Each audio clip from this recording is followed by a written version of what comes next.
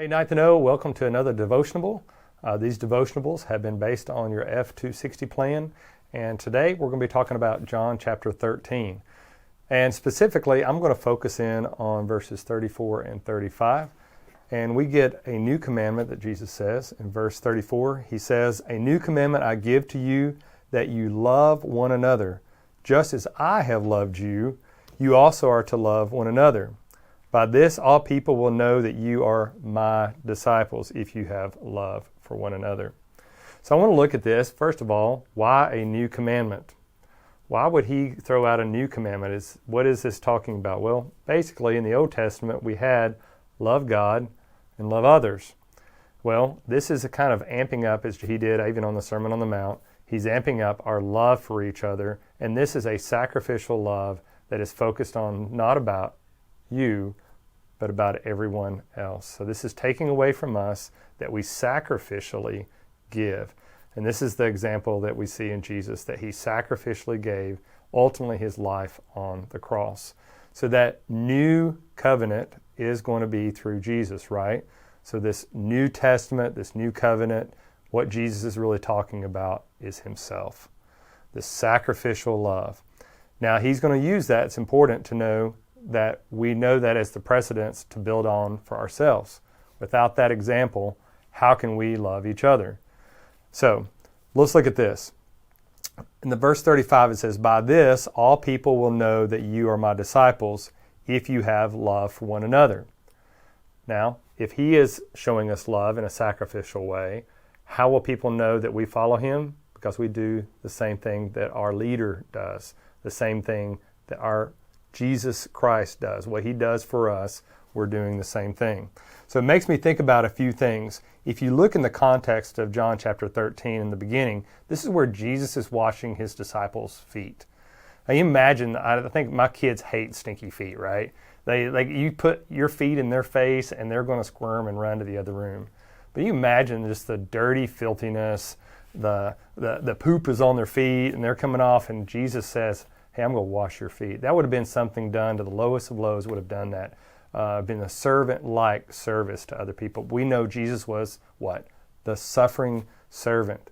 He served us with that kind of love. And that's the example we see right before this passage when he's talking with the disciples. I think of also of 1 John 3:16. What do we see that? If we turn over to 1 John 3:16, if you want to know a great way to remember this passage, when you think of John 3:16, and then think about how God loves us, you look over at 1 John 3:16, you see that same thing laid out. So if I read that, it says, "By this we know love, that he laid down his life for us, and we ought to lay down our lives for our brothers." So he's done this. He's laid down his life for us. Therefore, we should also lay down our lives for others. The other passage that most of you are thinking about when you think about loving others is probably 1 Corinthians 13, the love chapter, right? And those things, love one another is a big part, and he talks about all these. What is this indicator? Above all these three things remain, but ultimately it's love, right? So who is that though? Not just what is it, it's ultimately Jesus. Jesus is love. Jesus is ultimately the picture. When I think about love, the example I need to have is love. So, second thing that I want us to conclude with here is the fact that if we don't do this, how are we showing that people that we actually follow Jesus? What are the consequences if we don't? I think that a lot of times we forget what happens if we don't do these things. And I think if we don't, we lose our witness with people. A lot of people don't see who we follow. They may think we're pretty good people, but they don't actually see who we follow. We can all be good people. But a lot of times we lose that witness with others. I think another thing is when I don't obey and follow Christ, I lose joy as well. I found that when I don't obey him, or I'm not faithful in my quiet times and things that we know that me and you should or shouldn't do, my joy is lost. But I think the most important thing is God doesn't get the glory. We get put up front instead of Jesus. I think those are some of the major consequences if we don't do those things. So let me just challenge you from this passage at the very end, if we're going to be known as Jesus' disciples, that we would love one another sacrificially.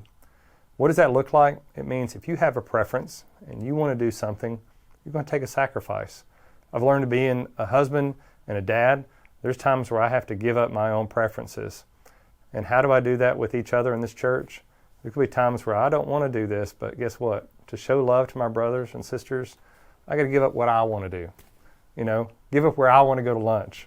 That's just some simple thing, but I think those are important for us to think about. When's the last time that you were sacrificially loving your brothers and sisters?